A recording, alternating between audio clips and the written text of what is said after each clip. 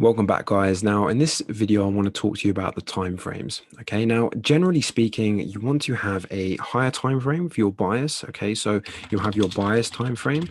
It's going to be your higher time frame, obviously. So that could be the 4 hour, could be the 1 hour. You can use stuff lower than the 1 hour if you'd like, if you are really looking to scalp in and out. But generally speaking, I wouldn't use anything lower than the 15-minute at a push.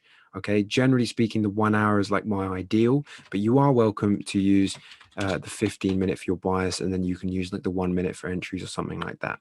Okay, now the next most important time frame is your entry time frame. Okay, so if you were using the 4 hour in this case, you could use the 15-minute, and then for the 1 hour, maybe the 5 minute, the 15-minute, the 1 minute, just for example. Okay, now these are your two most important time frames. But let's say that you were using the 4 hour. You'll notice in the previous video, I was talking, or one of the previous videos, I was talking about I would go from the 4 hour to the 1 hour to kind of visualize the consolidation and the phases of the market a little bit better.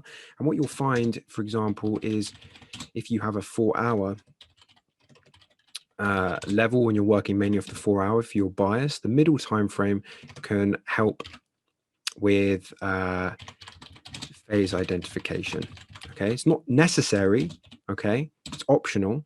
But for example, if using the 4 hour, the 1 hour can help really make those consolidations clear. Okay, if you're using the 1 hour, the 15-minute can make those consolidations pretty clear, or let's just probably the 30-minute actually, and then the 15-minute, the 5-minute will be clear. Okay, it's basically 1 or 2 time frames down.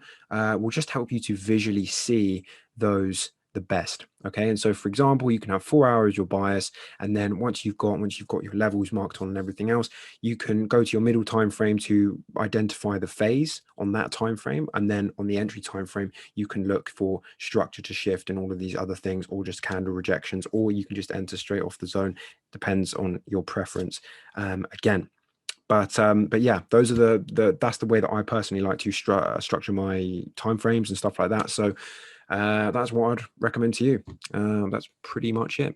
I will see you on the next one.